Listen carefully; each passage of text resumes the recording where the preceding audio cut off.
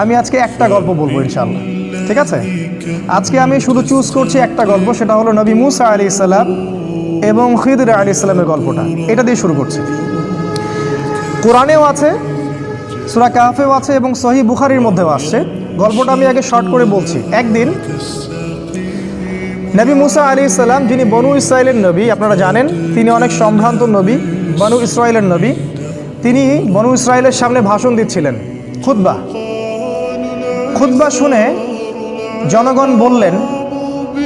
জনগণের মধ্যে একজন বললেন যে বাহ, আপনি তো খুব চমৎকার খুতবা দিলেন, মনে হচ্ছে আপনি পৃথিবীর সবচেয়ে জ্ঞানী মানুষ। মুসা আলাইহিস সালাম বললেন, হ্যাঁ আমি পৃথিবীর সবচেয়ে জ্ঞানী মানুষ। কি বললেন? হ্যাঁ আমি পৃথিবীর সবচেয়ে জ্ঞানী মানুষ। তিনি বলতে ভুলে গেলেন যে আল্লাহ সবচেয়ে ভালো জানেন কে পৃথিবীর সবচেয়ে জ্ঞানী মানুষ। সূরা কাহফ নাজিলের একটা ঘটনা আছে, আপনাদেরকে বলিনি। সেটা হলো, কিছু মানুষ এসেছিল রাসূলের কাছে, আমাদের নবীর কাছে, এসে বলেছিল, তুমি যদি সত্য নবী হয়ে থাকো তাহলে বলো দেখি জুলকারনাইন বাদশার কি হয়েছিল। হে মুহাম্মদ, তুমি যদি সত্য নবী হয়ে থাকো তাহলে বলো দেখি আসহাবুল কাহাফের কি হয়েছিল। হে মুহাম্মদ, তুমি সত্য নবী হয়ে থাকলে বলো দেখি রূহ কাকে বলে। 3টা প্রশ্ন করেছিল। জুলকারনাইন বাদশার কি হয়েছিল, আসহাবুল কাহাফের কি হয়েছিল, আর রূহ আত্মা কাকে বলে। আমাদের নবী মুহাম্মদ সাল্লাল্লাহু আলাইহি ওয়াসাল্লাম বলেছিলেন, আগামীকালকে এসো আমি বলে দিব। কি বলেছিলেন? আগামীকালকে এসো আমি বলে দিব। ওহী আসা বন্ধ হয়ে গেল। 3 মাস 4 মাস 6 মাস কোনো ওহী আসে না। আমাদের নবী মুহাম্মদ সাল্লাল্লাহু আলাইহি ওয়াসাল্লাম একটা শব্দ বলতে ভুলে গিয়েছিলেন, একটা, সেটা হলো ইনশাআল্লাহ। এরপরে এই সূরার প্রথম যে আয়াতটা নাজিল হয়, ওয়ালা তাকুলান্না লিশাইইন, হে নবী 23 এবং 24 নম্বর আয়াত, কখনো বলবেন না, কখনো কোনো কিছু বলবেন না, ইন্নী ফাইলুন যালিকা গাদান, আমি আগামীকাল কিছু করব, ইল্লা ইনশাআল্লাহ, ইনশাআল্লাহ বলা ব্যতীত। এটা প্রথমে নাজিল হলো, তারপরে এই প্রশ্ন 3টার উত্তর আল্লাহ পাক জানিয়ে দিলেন, তার আগে জানিয়ে দেননি। ঠিক একইভাবে মুসা আলাইহিস সালাম একটা ভুল করে বসলেন। তিনি বললেন, আমি পৃথিবীর সবচেয়ে জ্ঞানী মানুষ। আল্লাহ রাব্বুল আলামিন নবীদের ছোট ছোট ভুল ধরে ফেলেন, আল্লাহ পাক ধরে ফেলে বললেন, না মুসা, তুমি পৃথিবীর সবচেয়ে জ্ঞানী মানুষ নও, তুমি পৃথিবীর সবচেয়ে জ্ঞানী মানুষ নও।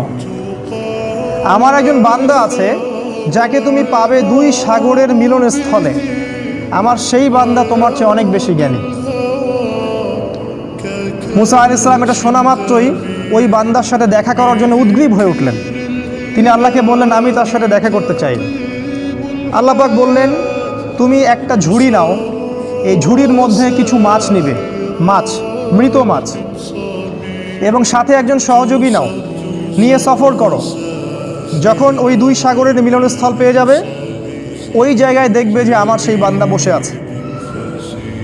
মুসা আলাইহিস সালাম সফর করলেন, তার সাথে একজন যুবককে নিলেন, যুবকের নাম হচ্ছে ইউশা বিন নুন।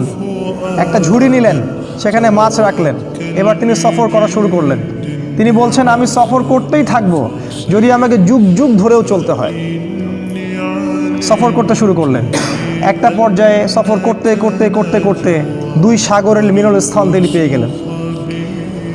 সেখানে তারা রেস্ট করলেন, বিশ্রাম নিলেন। এই বিশ্রাম নেওয়ার সময় এই যে মৃত মাছগুলো ছিল জীবিত হয়ে সমুদ্রে বা নদীতে চলে গেল।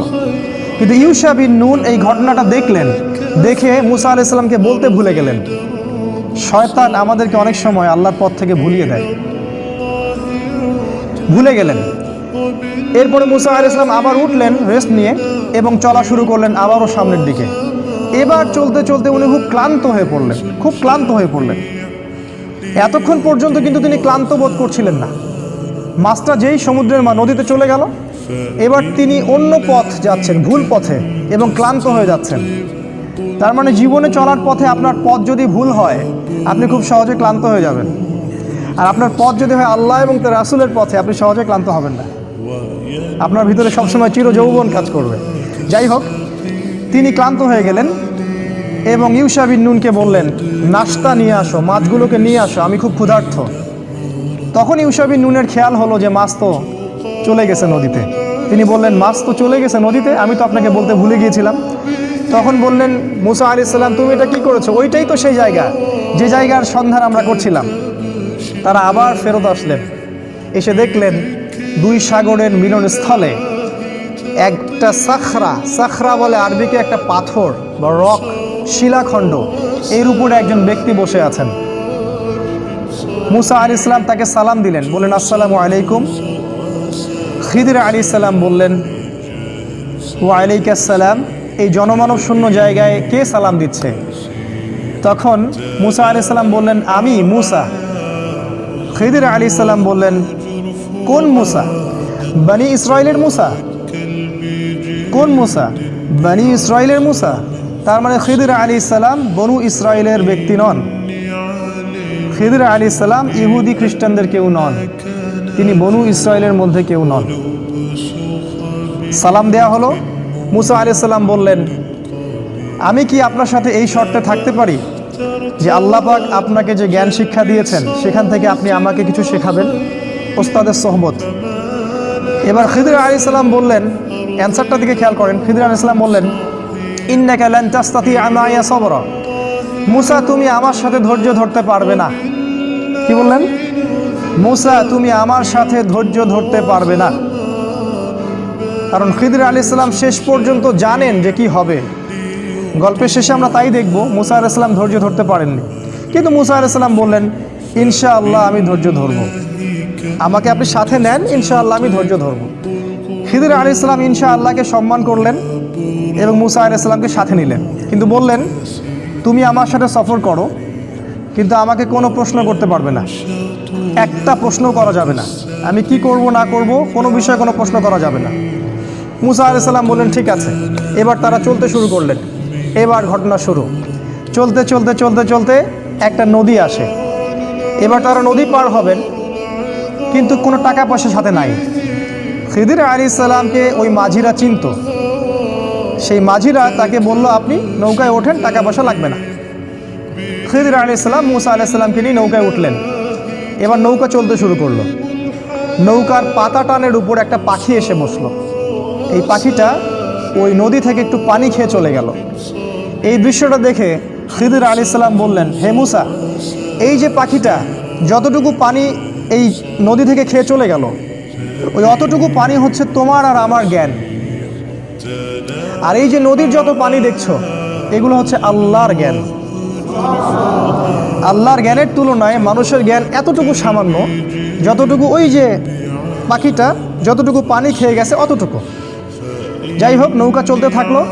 এক পর্যায়ে একটা ঘটনা ঘটলো যে খিদির আলাইহিস সালাম একটা কুড়াল নিলেন। কুড়াল নিয়ে নৌকার যে পাতা টান নিচে একটা ফুটা করে দিলেন। এবার এই দৃশ্য দেখে মুসা আলাইহিস সালাম বললেন আপনি এটা কি করলেন? যারা বিনা পয়সায় আমাদেরকে সফর করালো, আমাদের উপকার করলো, ওই বেচারা গরিব মানুষের এই একমাত্র সহায় সম্বল নৌকাটা আপনি ফুটা করে দিলেন। আপনি তো লাকাদ জিতা শাইআন ইমরা, আপনি তো বিশাল একটা ভয়ঙ্কর কাজ করলেন, গুনার কাজ করলেন আপনি একটা। তখন খিদির আলাইহিস সালাম বললেন আলাম আকুল ইন্নাকা লান তাসতাতিআ মাইয়া সাবরা। হে মুসা, আমি কি তোমাকে বলিনি তুমি আমার সাথে ধৈর্য ধরতে পারবে না? মুসা আলাইহিস সালাম বললেন আমাকে ক্ষমা করে দিন, আমি ভুলে গিয়েছিলাম, এরপরে ইনশাআল্লাহ আমি আর কোনো কোশ্চেন করব না। তারা আবার চলতে লাগলেন। চলতে চলতে চলতে চলতে একটা বাচ্চার সাক্ষাৎ হলো। বাচ্চা, ছোট বাচ্চা, গোলাম। কোরআন বলেছে গোলামান ফাকাতালা। খিদির আলাইহিস সালাম বাচ্চাটাকে হত্যা করলেন। এটা তো আরো ভয়ঙ্কর ব্যাপার। নৌকা ফুটা করা কোথায় আর বাচ্চা হত্যা করা কোথায়? আর মুসা আলাইহিস সালাম নিজেও কিন্তু মার্ডার কেসের আসামি। এটা কি জানেন? মুসা আলাইহিস সালাম কিন্তু একটা ব্যক্তিকে এক ঘুষি দিয়ে হত্যা করে ফেলছিলেন ভুলবশত। মুসা আলাইহিস সালাম এবার বললেন ইন্নাকা লাকাদ জিতা শাইআন নুকরা, আপনি মহা একটা অপরাধ করলেন, এটা আপনি নিরপরাধ একটা শিশুকে হত্যা করলেন। খিদির আলাইহিস সালাম বললেন আলাম আকুল লাকা ইন্নাকা লান তাসতাতিআ মাইয়া সাবরা, আমি কি তোমাকে বলিনি হে মুসা তুমি আমার সাথে ধৈর্য ধরতে পারবে না? এবার মুসা আলাইহিস সালাম সর্বশেষ অজুহাত দিলেন, দিয়ে বললেন আমি যদি আর একটা কোশ্চেন করি তাহলে আমাকে আর সাথে নিয়েন না, এবার লাস্ট চান্স, আর একটাও কোশ্চেন করবো না ইনশাআল্লাহ। তারা আবার চলতে লাগলেন। চলতে চলতে একটা গ্রাম আসলো। সেই গ্রামের মানুষগুলো ছিল একটু আমাদের নিউ ইয়র্কের মানুষের মতো আর কি, অনেকটা আমাদের এখন ঢাকা শহরের মতো, মেহমানদারি করতে চায় না। মেহমান আসলে বিরক্ত হয়। তারা মেহমানদারি করতে চাইল না। তারা মুসা এবং খিদিরকে কোনো খাবারও দিল না, কোনো পানিও দিল না, সামান্যতম সৌজন্য বোধটুকু তারা দেখালো না। কিন্তু খিদির আলাইহিস সালাম দেখলেন ওই গ্রামের একটা বাড়ির দেয়াল ধসে পড়ে আছে, একটা দেয়াল পড়ে গেছে। খিদির আলাইহিস সালাম নিজে কষ্ট করে এই পুরো দেয়ালটা তৈরি করলেন, ইট পাথর যা যা লাগে তাই দিয়ে তিনি দেয়ালটা তৈরি করলেন। তৈরি করে আবার সেটাকে নতুন জায়গায় রিপ্লেস করলেন। এই দৃশ্যটা দেখে মুসা আলাইহিস সালাম বললেন, আপনি চাইলে তো কিছু পারিশ্রমিক নিতে পারতেন, এত কষ্ট করলেন, ওরা আমাদেরকে খাবারও দিল না, পানিও দিল না, আপনি ওদের কাজ করে দিলেন, একটু তো সামান্য নাস্তার টাকা নিতে পারতেন। খিদির আলাইহিস সালাম বললেন, হ্যাঁ দা ফিরাকু বাইনি ওয়া বাইনিক, এই হলো তোমার আর আমার ফেরক, রাস্তা আলাদা, এখন যাও। তুমি চুক্তি ভঙ্গ করছো 3 বার, রাস্তা আলাদা। আমাদের নবী মুহাম্মদ সাল্লাল্লাহু আলাইহি ওয়াসাল্লাম বলেছিলেন এক হাদিসে, যদি মুসা আলাইহিস সালাম ওই দিন প্রশ্নগুলো না করতেন তাহলে অনেক কিছু শেখা যাইত। যাই হোক, 3টা শর্ত লঙ্ঘন হলো, মুসা আলাইহিস সালামকে তিনি আর সাথে রাখলেন না। তবে বললেন, তুমি চলে যাও, কিন্তু যাওয়ার আগে আমি তোমাকে 3টা এই যে ঘটনা ঘটলো এর তাউইল বা ব্যাখ্যা, ইন্টারপ্রিটেশন তোমাকে আমি জানাই দেব, আমি কেন করেছি। তিনি বললেন, ওই যে প্রথম নৌকাটা আমি ফুটে এই জন্য করেছি যে কারণ ওই নৌকার পিছনে ছিল একটা জলদস্যুর দল। ওই জলদস্যুর দল যদি এই নৌকাটাকে দেখতো, নৌকাটা খুব ভালো সুন্দর, তাহলে সেই নৌকাটা তারা হাইজ্যাক করত। আমি নৌকাটা ফুটা করে দিয়েছি, এই ত্রুটিযুক্ত নৌকাটা তারা আর নিবে না, তারা ত্রুটিযুক্ত কোনো নৌকা নিবে না, নষ্ট নৌকা তারা নিবে না। যদি নৌকাটা ভালো থাকতো তাহলে ওরা ওই গরিব মাঝির শেষ সম্বলটুকু ছিনিয়ে নিয়ে চলে যেত। তোমার কাছে মনে হয়েছে আমি ক্ষতি করেছি, কিন্তু আমি পরোক্ষভাবে ওর উপকার করেছি, সেটা তুমি সবর করতে পারোনি। আর দ্বিতীয় যে বাচ্চাটাকে আমি হত্যা করেছিলাম, আমি এই জন্য হত্যা করেছিলাম যে আল্লাহ আমাকে জানিয়ে দিয়েছিলেন এই বাচ্চাটা যখন বড় হতো সে অনেক বড় একটা কাফের হতো, এবং সে নিজেও কুফরি করত, অন্যদেরকে কুফরিতে আহ্বান করত, এমনকি তার বাবা মাকেও সে কাফের বানিয়ে ছাড়ত। আল্লাহ পাক আমাকে আদেশ করেছিলেন, তাই আমি তাকে হত্যা করেছি। আর আল্লাহ পাক এই বাচ্চার বদৌলতে ওই বাবা মাকে আরও ভালো ভালো সন্তান সন্ততি দিবেন। এই হলো দ্বিতীয় প্রশ্নের উত্তর। আর তৃতীয় প্রশ্নটা কি, ওই যে আমি দেয়ালটা নির্মাণ করলাম, তোমার কাছে মনে হলো যে আমি অযথাই পরিশ্রম করলাম। তা আল্লাহ আমাকে জানিয়ে দিয়েছিলেন যে ওই দেয়ালটার নিচে ওই বাড়ির 2টা এতিম বাচ্চার সম্পত্তি লুকানো আছে।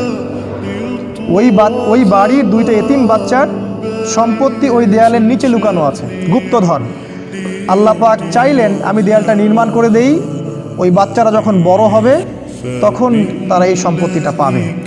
আর দেয়াল যদি নির্মাণ না করতাম তাহলে অন্যেরা ওর সম্পত্তি লুট করে নিয়ে যেত, তারা ভোগ করতে পারতো না।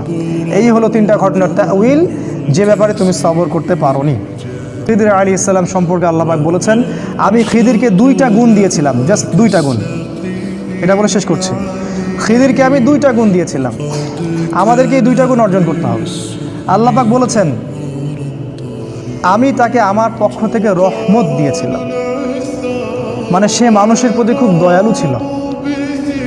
আর তিনি বলেছেন আল্লাহ পাক, ওয়াল্লামনা মিন লাদুন্না ইলমা, আমি আল্লাহ আমার পক্ষ থেকে খিদিরকে জ্ঞান শিখিয়েছিলাম।